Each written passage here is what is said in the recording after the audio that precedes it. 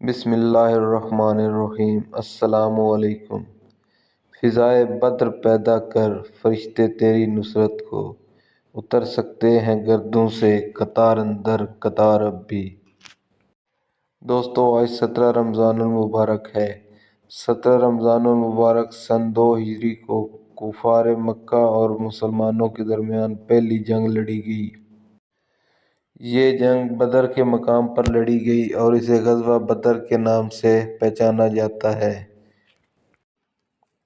آج کی اس ویڈیو میں ہم غزوہ بدر کے بارے میں بات کریں گے۔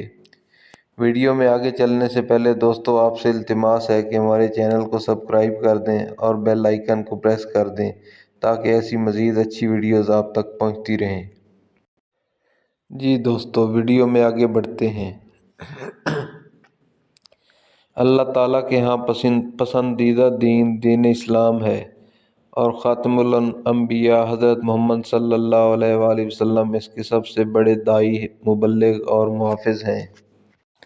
داعی ہونے کے ناطے آپ صلی اللہ علیہ وآلہ وسلم نے اسلام کی دعوت شرق و غرب، شمال و جنوب، عرب و عجم، شاہ و گدا، مرد و عورت، پیر و جوان، آزاد و غلام، کالے گورے، الغرض بنی نوع انسانیت کے ہر طبقے تک پہنچائی۔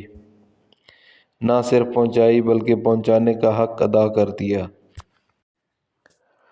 اللہ تبارک و تعالیٰ کے دین کے محافظ ہونے کے ناطے آپ صلی اللہ علیہ وآلہ وسلم کی بنیادی ذمہ داری یہ بنتی تھی کہ اگر کوئی اسلام کو مٹانے کی کوشش کرے یا اہل اسلام سے ان کے بنیادی حقوق کو قوت و طاقت کے نشے میں مست ہو کر سلب کرنے کی جسارت یا حماقت کرے تو آپ صلی اللہ علیہ وآلہ وسلم اس کی شر انگیزیوں سے بچانے اور اسلام کے فروغ و نفاذ کے لیے مضبوط، پائیدار، منظم اور مستحکم لائحہ عمل تیار کرتے تاکہ دن قیامت کی صبح تک پوری آب و تاب کے ساتھ یہ دین باقی رہے۔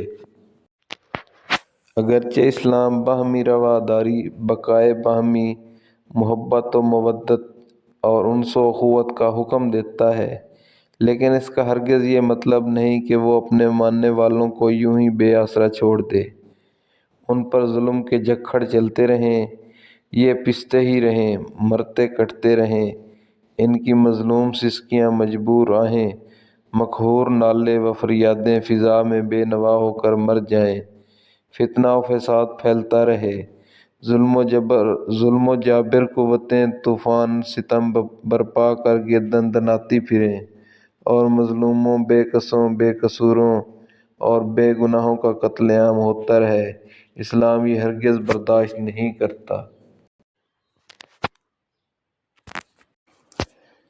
جیسے اسلام قبول مذہب کے لیے جبر و اکراہ کا قائل نہیں کہ کسی کو زبردستی مسلمان بنائے، اسی طرح کسی کو بھی یہ حق نہیں دیتا کہ وہ دین اسلام قبول کرنے والوں کا طاقت سے راستہ روکے، بلکہ آزادی رائے و آزادی مذہب کے اس تناظر میں اسلام دنیا کا سب سے معتدل دین ہے۔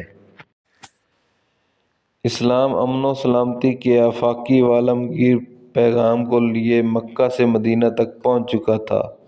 مدینہ پہنچنے پر عالمی سطح پر بالخصوص عرب کی سیاسی و مذہبی منظرنامے پر بہت تبدیلیاں دکھائی دے رہی تھیں۔ نبی اکرم صلی اللہ علیہ وآلہ وسلم اپنے جانثاروں کے ساتھ یثرب کی وادی کو مدینہ منورہ بنا چکے تھے۔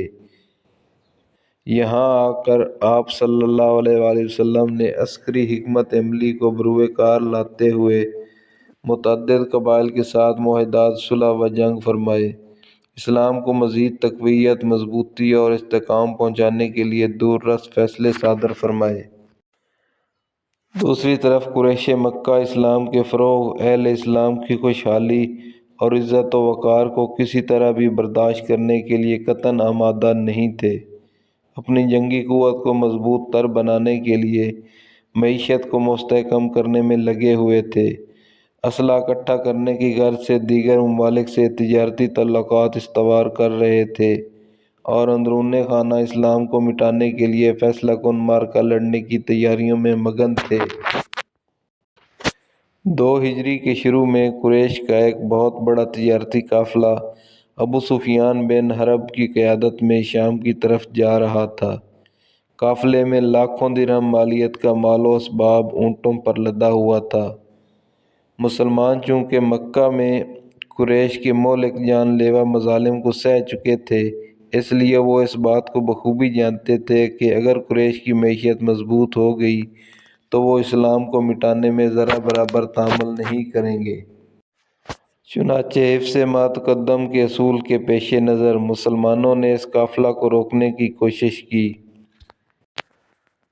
تاکہ کافروں کی عسکری طاقت کی بنیاد ہی مسمار ہو جائے اور انہیں مسلمانوں پر حملہ کرنے کا موقع نہ ملے، لیکن قافلہ بچ نکلنے میں کامیاب ہو گیا۔ مسلمان اب اس انتظار میں تھے کہ کب یہ قافلہ واپس آئے۔ قافلہ کے واپس ہونے کی اطلاع ملی تو 12 رمضان المبارک سن 2 ہجری کو نبی کریم صلی اللہ علیہ وآلہ وسلم 313 مسلمانوں کو ساتھ لے کر مدینہ سے روانہ ہوئے۔ 60 مہاجرین جبکہ باقی انصار تھے۔ دوسری طرف ابو سفیان کو جب مسلمانوں کی آمد کا علم ہوا تو اس نے ایک تیز رفتار گھڑ سوار مکہ کی طرف دوڑایا اور قریش مکہ کے نام پیغام بھیجا کہ یہی موقع ہے اسلام کی شمع کو ہمیشہ کے لیے بجھا دینے کا۔ تم جلدی سے اسلحہ اور سواریاں سمیت پہنچو۔ قریش مکہ تو پہلے سے تیار بیٹھے تھے۔ نعرۂ کوچ بجایا اور 1000 سپاہی 100 سواریاں پوری طرح اسلحے سے لیس ہو کر مسلمانوں کی طرف بڑھنے لگے۔ بدر مدینہ منورہ سے 80 میل کے فاصلے پر واقع ایک جگہ ہے۔ قریش کی فوج نے یہیں پڑاؤ ڈالا۔ آپ صلی اللہ علیہ وآلہ وسلم کو اس کا علم ہوا تو آپ نے صحابہ کرام رضی اللہ تعالیٰ عنہ سے رائے دریافت کی۔ مہاجرین کے سرخیل جناب ابو بکر و عمر رضی اللہ تعالیٰ عنہ نے مجاہدانہ تقاریر کیں، جانثاری کا یقین دلایا۔ آپ صلی اللہ علیہ وآلہ وسلم نے انصار مدینہ کی رائے لی۔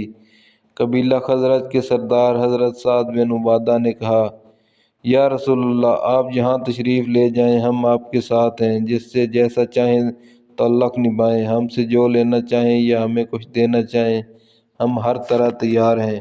جو حکم فرمائیں ہم آپ کے شانہ بشانہ ہیں اور ہم آپ کے ہم رکاب رہیں گے۔ اگر ہمیں سمندر میں کود جانے کا حکم دیں ہم بلا چوں چراں کود پڑیں گے۔ اس کے بعد حضرت مقداد کھڑے ہوئے اور کہا، ہم قوم موسیٰ جیسی بے وفا قوم نہیں جنہوں نے اپنے نبی سے کہا تھا کہ تم اور تمہارا رب جا کر لڑو، ہم یہیں بیٹھے ہیں، بلکہ ہم آپ کے دائیں بائیں آگے پیچھے آپ کی حفاظت کریں گے، ہر وقت آپ صلی اللہ علیہ وآلہ وسلم کے ساتھ رہیں گے۔ نبی کریم بے حد خوش ہوئے اور بدر کے قریب ایک چشمے پر پڑاؤ ڈالنے کا حکم دیا۔ حضرت سعد بن معاذ کے مشورے سے آپ صلی اللہ علیہ وآلہ وسلم کے لیے ایک عریش یعنی چھپر بنوایا گیا تاکہ آپ وہاں سے جنگی صورتحال کو بچشمِ خود ملاحظہ فرما سکیں۔ آج کل اس جگہ ایک مسجد ہے جسے مسجد عریش کہا جاتا ہے۔ 16 رمضان المبارک کو دونوں فوجیں پڑاؤ ڈال چکی تھیں۔ آپ صلی اللہ علیہ وآلہ وسلم رات بھر بارگاہ تعالیٰ میں دعا و مناجات کرتے رہے۔ بالآخر وہ وقت آن پہنچا جب بدر کا میدان بزم و حق و باطل کا استعارہ بن گیا، جو صحابہ کرام رضی اللہ تعالیٰ عنہ کی جرأت و شجاعت، بہادری و جانبازی، اللہ کی مدد و نصرت اور نبی کریم صلی اللہ علیہ وآلہ وسلم کی بہترین عسکری حکمت عملی کی مثال کے طور پر تاریخ عالم میں جانا جاتا ہے۔ 17 رمضان المبارک 2 ہجری کو نبی کریم صلی اللہ علیہ وآلہ وسلم نے فوج کی صف بندی کی اور دست رحمت کو بارگاہ رحمت میں دراز کرتے ہوئے اللہ تعالیٰ سے التجا کی، اے پروردگار، جو آپ نے مجھ سے وعدہ فرمایا ہے اس وعدہ کو پورا فرمائیں۔ اگر آج یہ چند مٹھی بھر جماعت مٹ گئی تو تا قیامت آپ کی عبادت کرنے والا کوئی نہیں ہوگا۔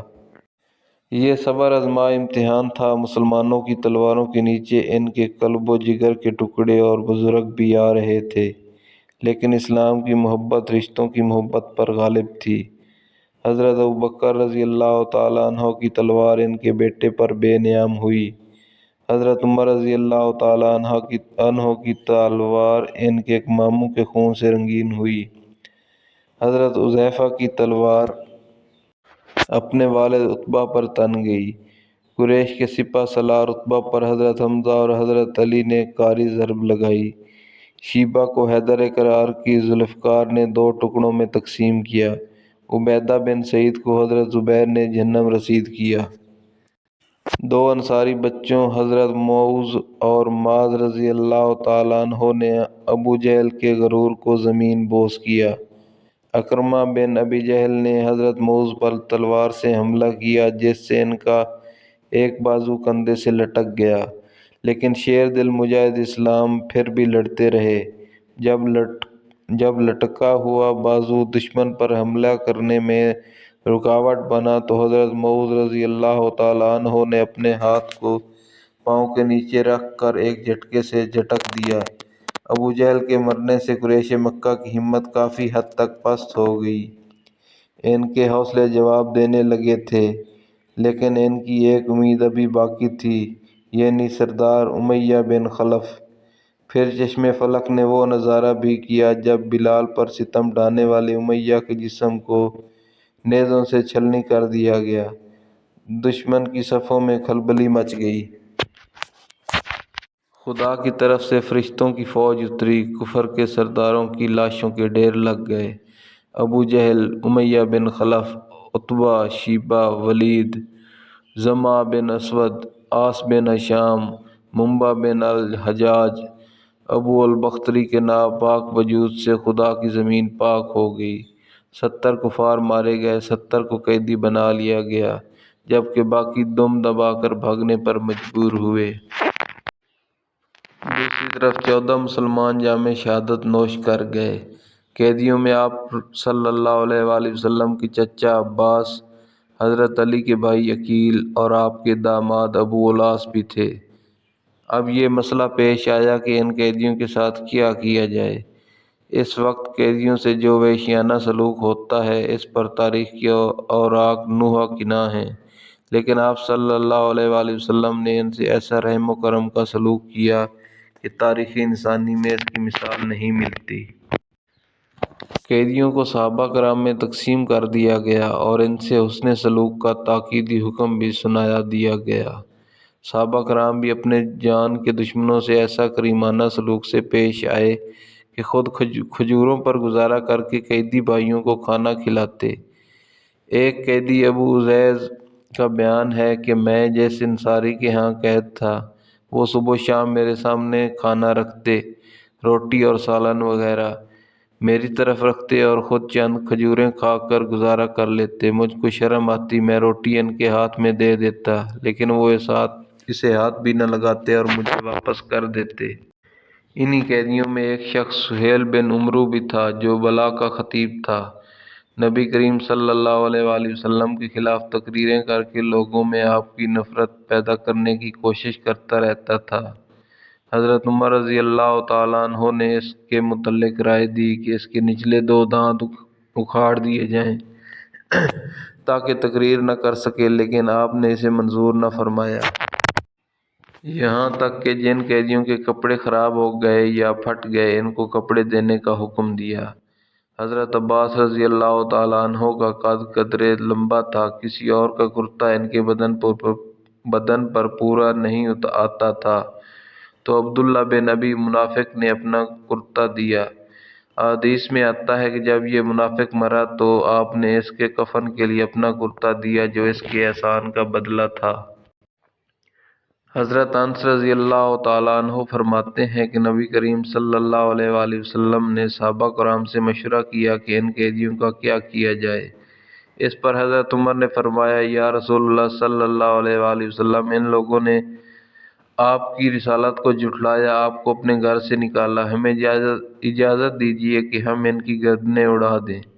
اس کے بعد حضرت عبداللہ بن رواحہ رضی اللہ تعالیٰ عنہ نے اس سے بھی زیادہ سخت رائے دی، یا رسول اللہ، آپ ایسے علاقے میں ہیں جہاں لکڑیاں بکثرت ہیں، آپ جنگل میں آگ لگوا کر ان کو اس میں ڈال دیں۔ سب سے آخر میں مزاج شناس رسول سیدنا ابوبکر ابو بکر صدیق رضی اللہ تعالیٰ عنہ کھڑے ہوئے اور فرمایا، یا رسول اللہ، یہ آپ کی قوم ہے، آپ کے گھر والے ہیں، انہیں زندگی کی مہلت دیں، توبہ کرائیں، امید ہے کہ اللہ تعالیٰ بھی ان کی توبہ کو قبول فرمائیں گے۔ میری رائے یہ ہے کہ ان سے کچھ فدیہ لے کر انہیں آزاد کر دیا جائے۔ آپ صلی اللہ علیہ وآلہ وسلم یہ سن کر اٹھ کر چلے گئے۔ تھوڑی دیر بعد واپس تشریف لائے اور فرمایا، اے ابو بکر، تمہاری مثال حضرت ابراہیم علیہ السلام جیسی ہے، جنہوں نے فرمایا تھا، جس نے میری اتباع کی وہ مجھ سے ہے۔ اے ابو بکر، آپ کی مثال حضرت عیسیٰ علیہ السلام جیسی ہے، جنہوں نے فرمایا تھا، اے اللہ، اگر تو انہیں عذاب دے تو یہ تیرے بندے ہیں، اور اگر معاف کر دے تو تو بخشنے والا ہے۔ اس کے بعد حضرت عمر رضی اللہ تعالیٰ عنہ کو مخاطب کرتے ہوئے فرمایا، اے عمر، تیری مثال حضرت موسیٰ علیہ السلام جیسی ہے، جنہوں نے فرعون کے لیے اللہ سے بد دعا کی تھی، اور اے عمر، تیری مثال حضرت نوح علیہ السلام جیسی ہے، جنہوں نے اپنی قوم کی ہلاکت کے لیے یوں بد دعا کی تھی، اے اللہ، کافروں کا ایک بھی گھر زمین پر باقی نہ چھوڑ۔ پھر آپ صلی اللہ علیہ وآلہ وسلم نے صحابہ کرام رضی اللہ تعالیٰ عنہم کو فرمایا، اس وقت تم ضرورت مند ہو، اس لیے ان قیدیوں کو ان کی حیثیت کے مطابق فدیہ وصول کر کے انہیں چھوڑ دو۔ چنانچہ ایسے ہی کیا گیا، جن کے پاس مال تھا ان کی حیثیت کے مطابق فدیہ لے کر چھوڑ دیا گیا، اور جن کے پاس مال نہیں تھا ان سے کہا گیا کہ ہر قیدی مسلمانوں کے 10 بچوں کو پڑھنا لکھنا سکھائے، یہی اس کا فدیہ ہے۔ غزوہ بدر کے واقعہ نے یہ ثابت کر دیا کہ ثابت قدمی، جذبہ جہاد، شوق شہادت، اطاعت امیر سے کڑے حالات کو اچھے حالات کی طرف موڑا جا سکتا ہے۔ محض دنیاوی وسائل، آلات جنگ اور سپاہیوں کی کثرت ہی جنگ جیتنے کے لیے کافی نہیں ہوتی۔ شاعر مشرق علامہ اقبال مرحوم نے فرمایا، فضائے بدر پیدا کر فرشتے تیری نصرت کو، اتر سکتے ہیں گردوں سے قطار اندر قطار اب بھی۔